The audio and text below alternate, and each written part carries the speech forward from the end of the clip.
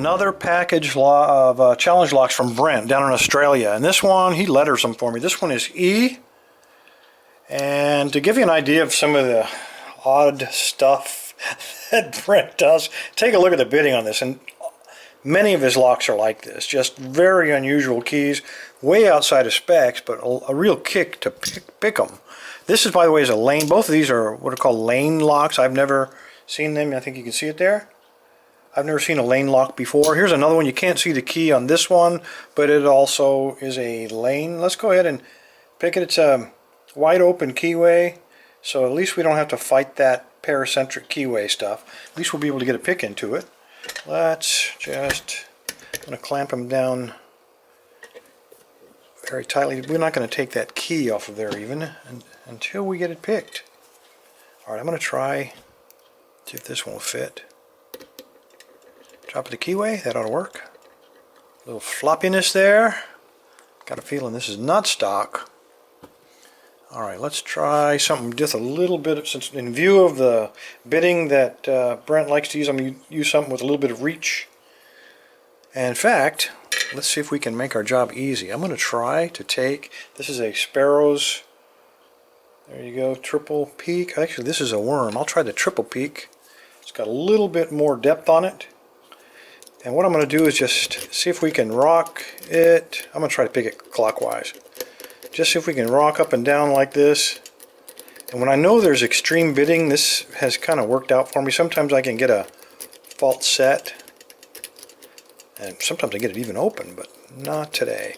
But I do have a little bit of a fault set. So maybe we got one or two of those pins picked. So I'm going to go in there with this deep reach pick. See what we can find. I'm on 2 and I'm getting a little counter rotation. I got a click out, actually 2 clicks. That was kind of an accident. I do have a false set going. Let me move this a little bit so you can see a little bit better. You don't have to look through my thumb. Okay, I touched pin 5. It went a little bit deeper. We almost have an obscene false set on this thing. Again, with some of Brent's locks, this doesn't surprise me in the least.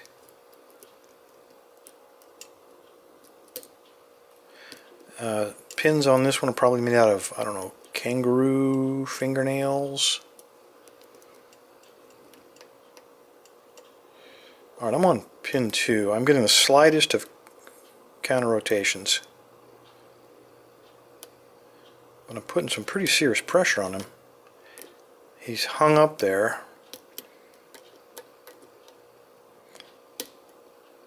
He doesn't want to give it up. Come on, buddy. Give me a break here. I'm probably going to drop everything. I'm going to release some tension here. And there we go. I got it. I heard a click back there. I think something else probably dropped, though. I'm having a little trouble getting under pin 4. Looking for anything that's giving me counter rotation or any kind of feedback. I am on 4.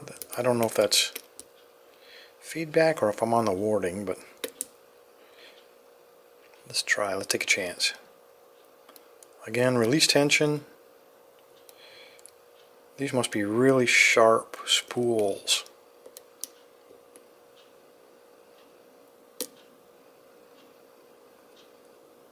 Come on.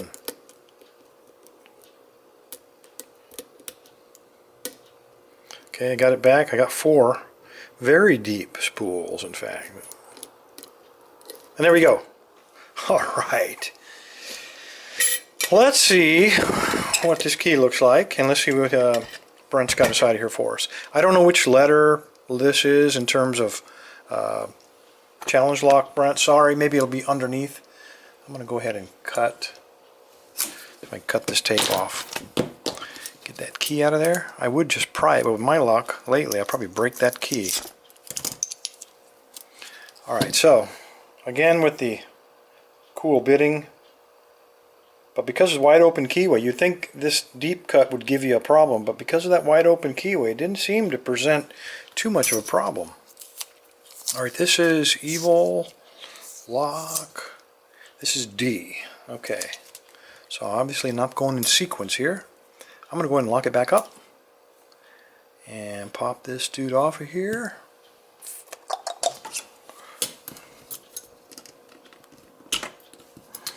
Maybe.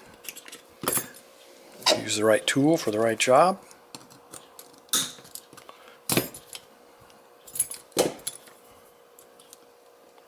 Don't think that's a standard hook, but we got him off. Alright, move this out of the way, get this guy in here. That key, we are going to need him. Wow, he doesn't even want to go in there. Does work.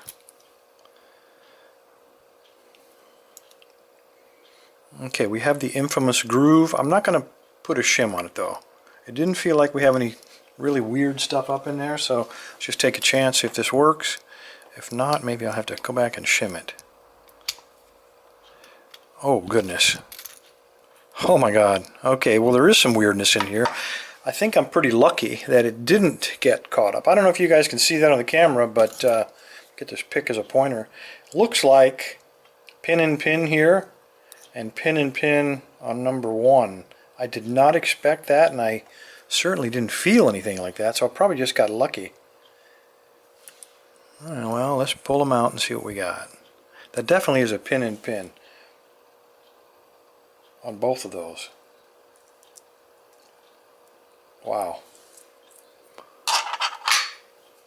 Some days you don't have to be good, right? Some days you just gotta be lucky. There's the center pin. There's the outer pin. Number 2 is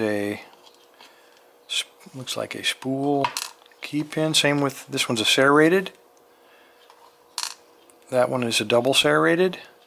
Number 5 is a double serrated, and number 6 is that pin. So let me turn him around the way he was before we get too crazy here. I'll give you a close-up of these little pins in just a moment. Let's get the the toenails out, the kangaroo toenails. Alright, we got a... Oh, Christ. This is worth taking a look at. I'm going to lay that down there. I have never seen anything like this before. Look at that. And the end is a little bit turned... Come on, baby, focus. A little bit turned down. That is some weirdness right there. I'm not sure I want to unlock or try to pick E.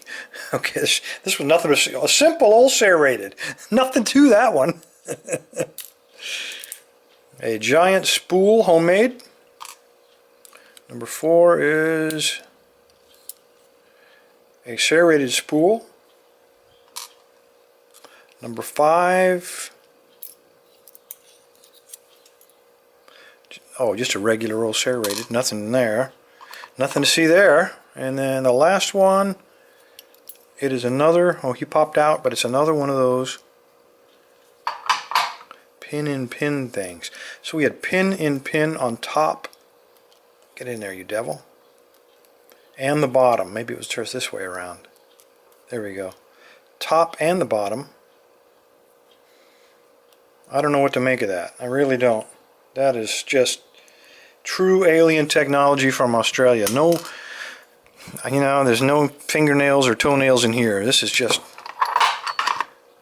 super. Let me look in here real quick to see if he took the time to put any weirdness inside of the Bible. And offhand, I don't see anything. It'd be difficult to serrate unless you pop the plugs out, and that'd be really hard to replug. And on the core itself, thank goodness he didn't put any serrations in there. It would have been really difficult. All right, let's take a look. Here is that weird pin. This pin passes through that one, so pin top and bottom. The second one, we had a very large serration on the key pin, and then the upper pin was straight up.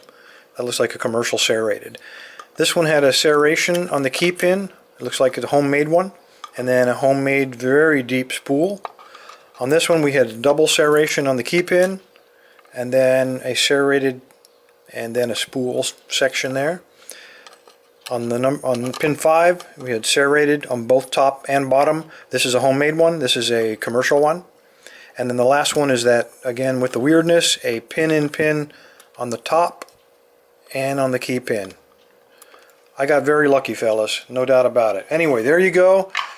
Luck counts, though, right? Okay, there you go. Lock E, challenge lock E from Brent in Australia. Everybody else, stay safe, stay legal. Brent, thanks a lot. I can't wait to see what you got in E. That's going to be good.